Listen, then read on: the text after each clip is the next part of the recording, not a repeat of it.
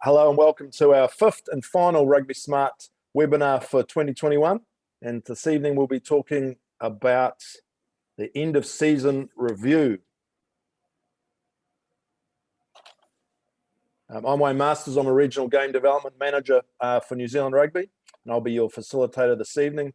Tonight our panel will be discussing the why, what and how of reviewing the season for you as a coach or as a referee, reviewing your season, reviewing your team. We'll also look at what might that look like for a referee, and we'll give you some ideas on how we can celebrate the season and recognise and reward those involved in the season. Lastly, we'll get to direct you to some resources and for you to get a head start on 2022. Our panel tonight, firstly, Mike Chu. Mike's the National Game Development Manager here at New Zealand Rugby. He's my boss and leads our team of game development. Mike's been busy supporting our super teams with their reviews. Good evening, Mike, and tell us a bit more about yourself. Kia ora, Wayne, and welcome everyone. So I've been involved in coach development for a few years now. I joined New Zealand Rugby in 2003 and did the high performance coach development role for a number of years. As part of that role, spent quite a bit of time going around national teams and franchises, undertaking their coach appointment and review processes. Then I spent about 4 years working with Canadian rugby. So two of my favourite teams playing in the quarterfinal last night, Canada versus New Zealand, and then last 5 years I've been back at New Zealand Rugby in the national game development role. Thanks, Wayne. Tēnā koe. Mike, also on our panel tonight, rounding off our panel of two tonight is Ben van Berkel. No one knows our coach numbers, ref numbers, player numbers better than Ben, who's our participation analyst here at New Zealand Rugby, but also Premier level, club level referee here in Wellington. Ben, great to have you with us this evening. And again, tell us a little bit about yourself. Thank you, Wayne, and kia ora everyone. Thank you for joining us. As Wayne's already touched on, main role at New Zealand Rugby is to find the trends within our participation in terms of the demographics, where people are staying in the game or where we need to invest money to get people back into the game, for example. Before I started New Zealand Rugby about 18 months ago, I was an analyst within Contact Energy and New Zealand Police, and I've been playing rugby for about 25 years or maybe 30 years now.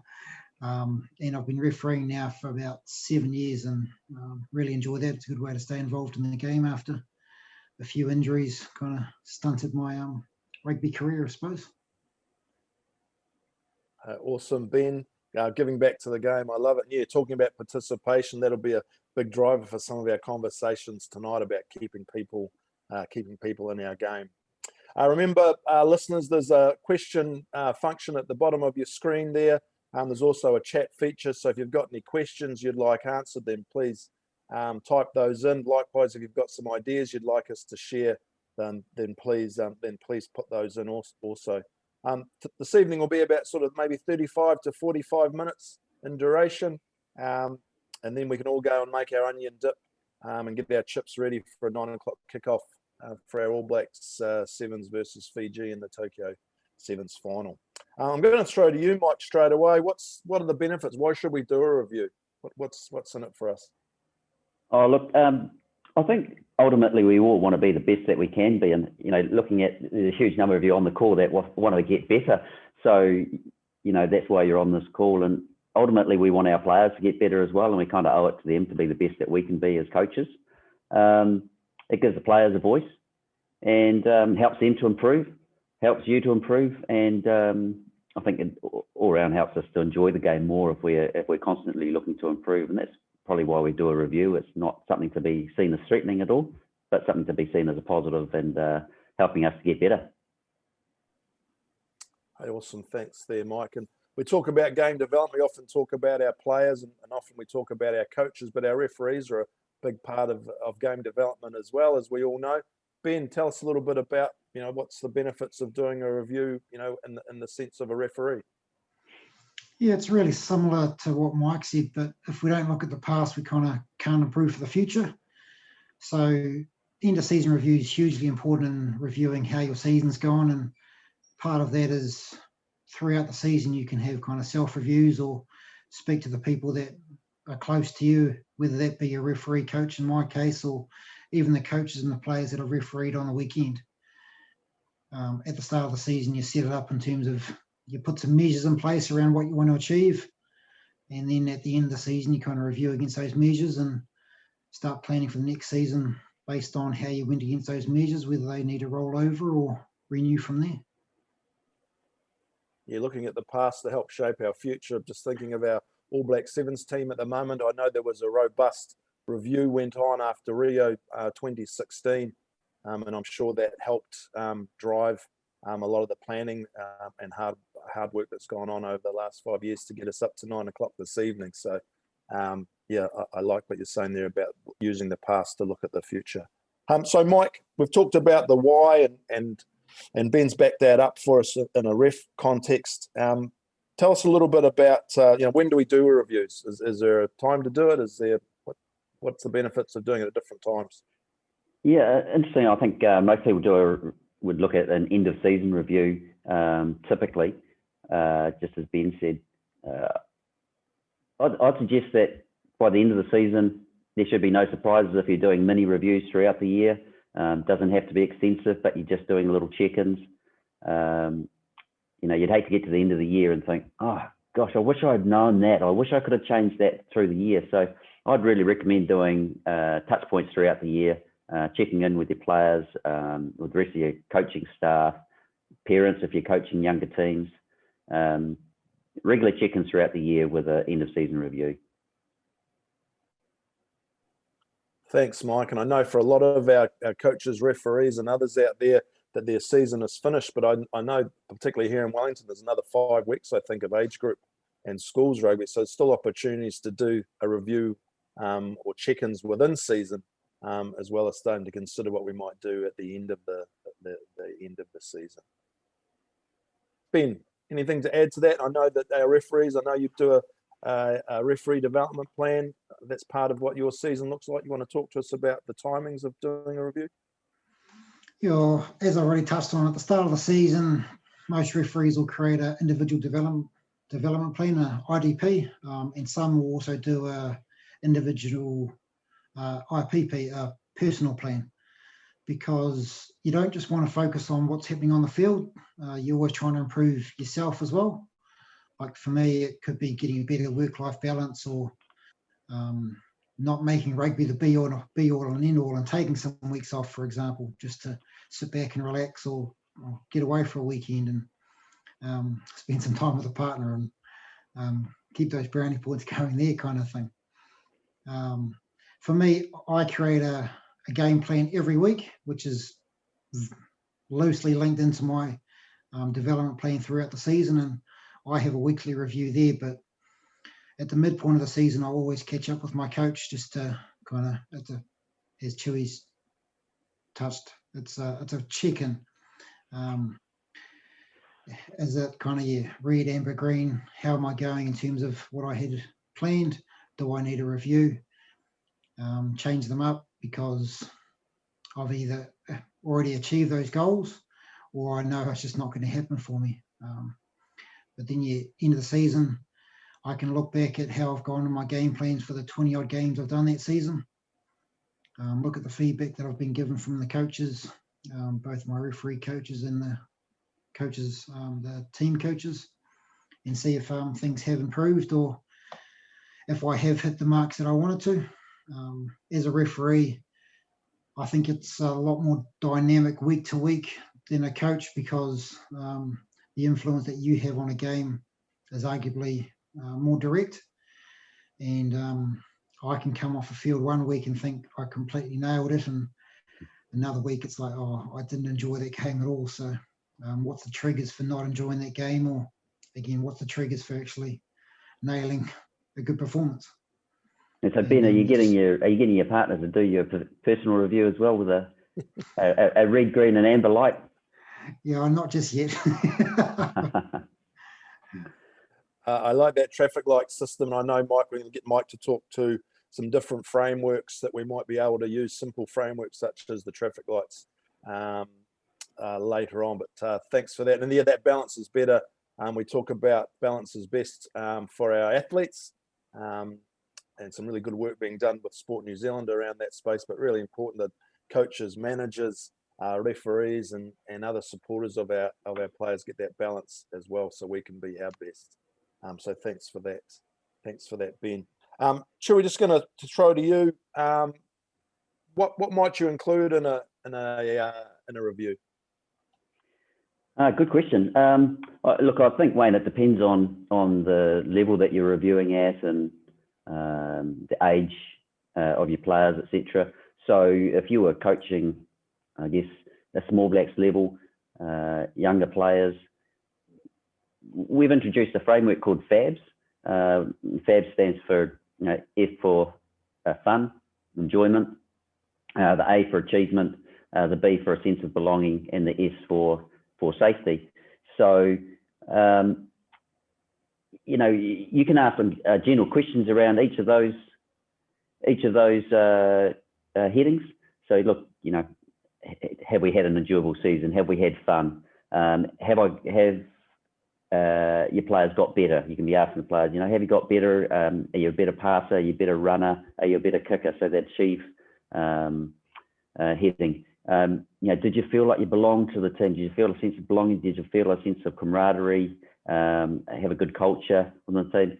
Did you feel safe? Did you feel physically safe? Did you feel like you could bring the best of yourself? You could ask some very general and simple questions in and around that FABS model, for example, if you're working with a younger group of players.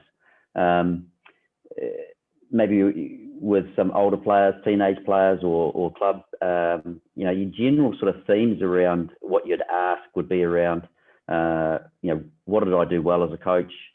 What did I do poorly and the reasons why? And what do I need to change? There's various themes around that. You could do a keep, stop, start, for example. What do I need to keep doing, stop doing, and start doing?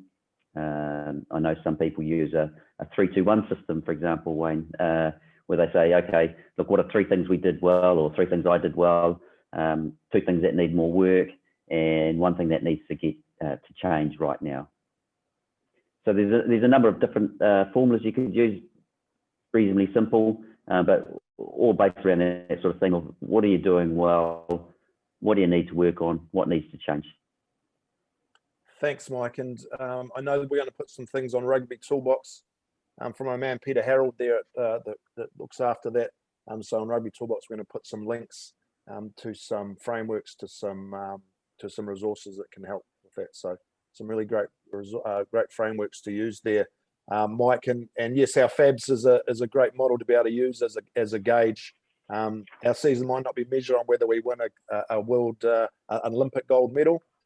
So we measured on things, as you say, fun, achievement, sense of belonging, and an emotionally, physically safe environment. That's a great. Can I add there as well, Wayne? I did mention that that's for your younger players, but really it's for anyone.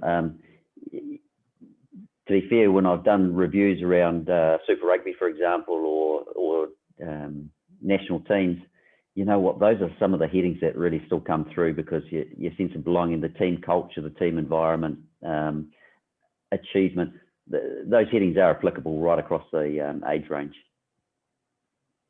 Yeah, absolutely relevant across all those levels. Thank you, Mike.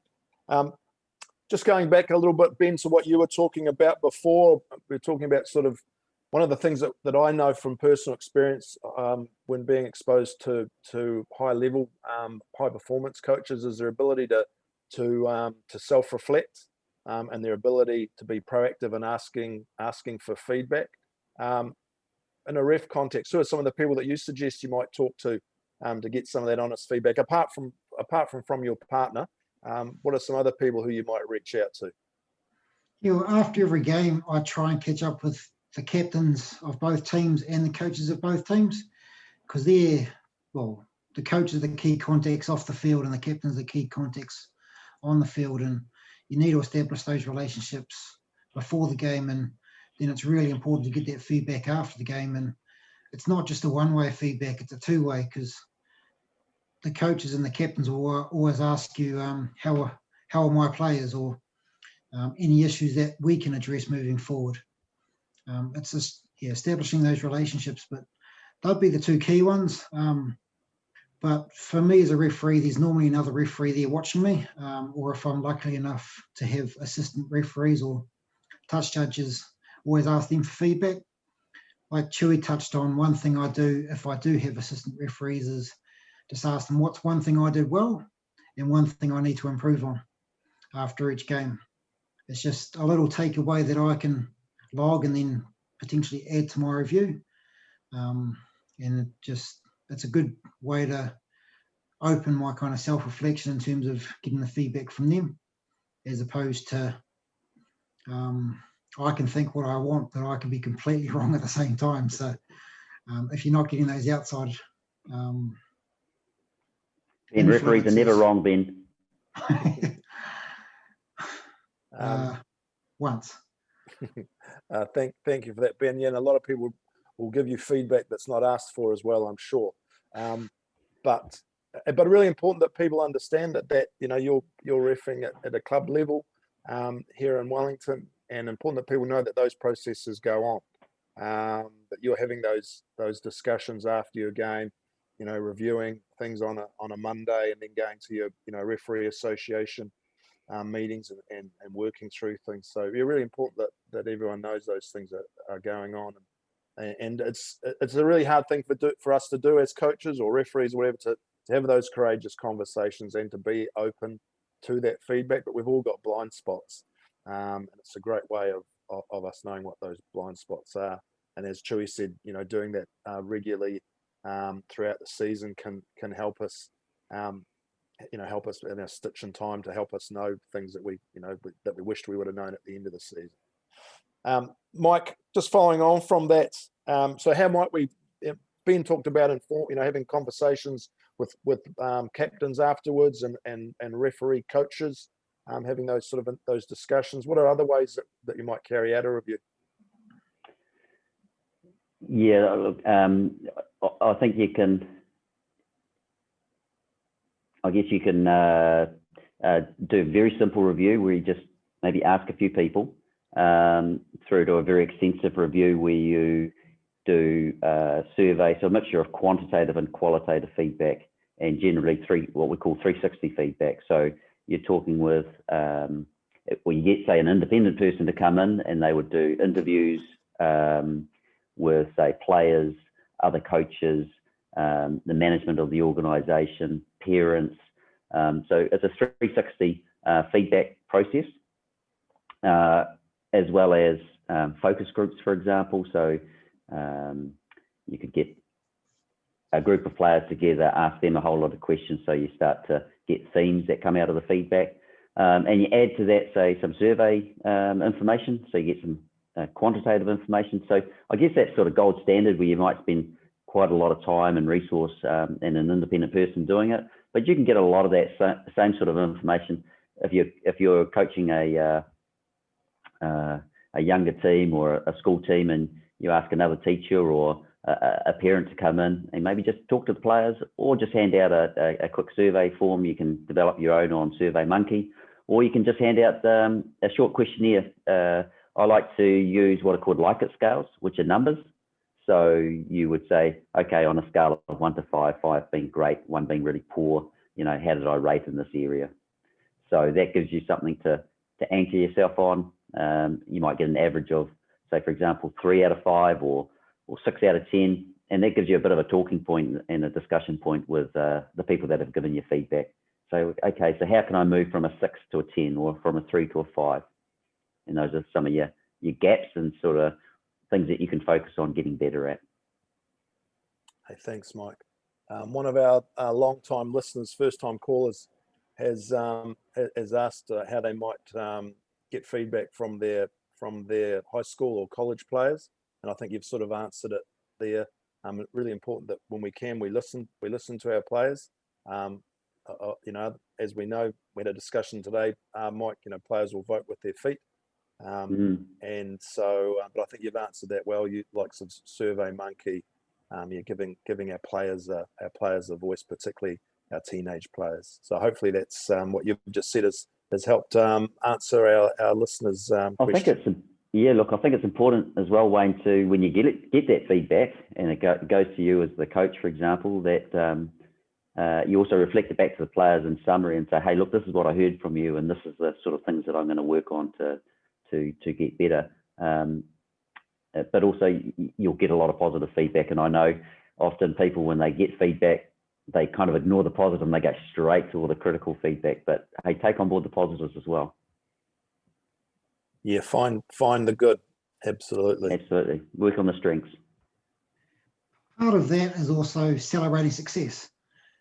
If you are getting really good feedback, then yeah, give yourself a little pat on the back, or and quick thank you to whoever's giving you that feedback always goes a long way, as opposed to just thinking, oh, I've nailed that and on to the next one. It's something I don't think people do enough in life in general, is kind of celebrate success. So if you are getting positive feedback, then yeah, live that up a little bit. And but at the same time, you've got to thank the people that are actually helping you get to where you're getting to, or the people that are actually giving you that feedback.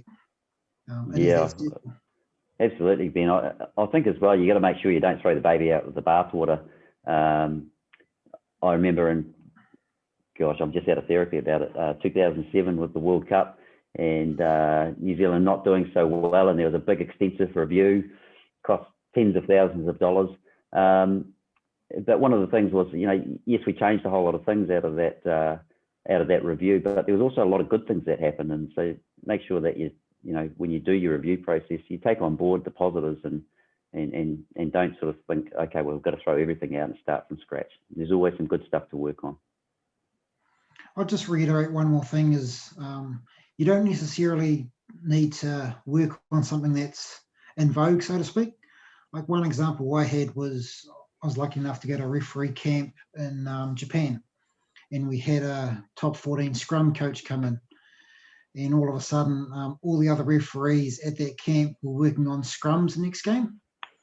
Whereas the message I reiterated was it's better to stick to what you're working on for several weeks. It's the old saying, it takes kind of 3 weeks to become a habit. So as opposed to seeing an issue in one game and thinking, okay, I need to make that my focus. It's, again, sticking with your strengths and making sure that you're actually got a structured plan in place to continue your own improvement, and that'll be reflected at the end of the year when you do that review, because the little niche things that you're working on has become a habit, as opposed to jumping around because there's a hot topic which you think you need a coverage each week. Yeah, thanks for that insight, Ben. And you talked about recognising and rewarding. So I'd just like to turn the conversation or the discussion a little bit around to, what are some ways that we can recognise and reward people for a season well done. So I'm just going to turn it over to either of you to tell us what are some ways, and it could be at any level of our game, from Small Blacks to All Blacks. What are some ways we can recognise and reward? We often get to the end of the season and we put a full stop on it, and that's it until muster time next season. So what are some ways, though, that we can show our appreciation to those who have been involved? The easiest one is just a simple thank you, because that doesn't happen enough. A thank you and a smile, or a quick little anecdote saying, hey, I've improved the season because of you, and this is an example. It's just those little nuggets like that really make a referee and a coach happy, saying, hey, no, I've had the positive impact on this person, and that's evidenced by that little nugget that I've just mentioned. And obviously you'll know the people, or often know the people, like my referee coach, he's driven by food. So I normally bake him a set of cookies at the end of the year, and that keeps him happy. So hopefully he takes me on the next year as well. But yeah, there are a couple of ways I can think of. Thanks, Ben. Mike? Oh, I think Ben's nailed it. Just the little thank yous, the little appreciations. I know when I was coaching at secondary school level, when the players would gather together and just give me a small something at the end of the year, and I've still got some of those mementos from many years ago. They certainly mean a lot. Yeah, absolutely, they do. And I think too, in the past, even getting a heartfelt letter that might be sent, you know, out from the club to its volunteers, or even a letter written, you know, by your coaches. I've still got some things that I yeah, as you said, I kept over the years, where it's just a letter saying, look, thanks, you know, for your inputs, your efforts over the course of the season. It feels personal. It's from the heart, and it's those things that we remember. So yeah, as I say, we tend to finish the season and we drop off the kit back to the club and the bag of balls, and you know, we pick up a cricket bat or whatever. But if we can just take that time to thank those who have been involved with us in the season in a real simple way, it's surprising how valuable and appreciated it is.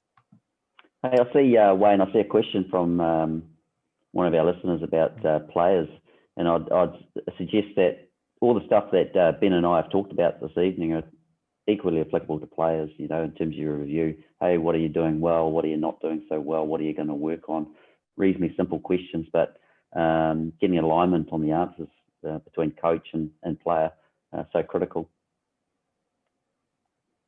Yeah, as Ben said before, it's about sort of getting that feedback from different players, different groups.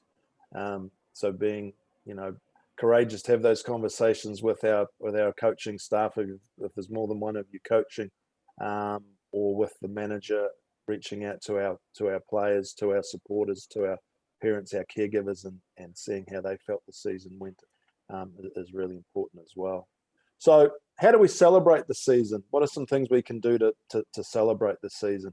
I'm interested to get your insights, and I've got a few things from my experience out in game development land I'd like to share, but over to you. How do we celebrate a season?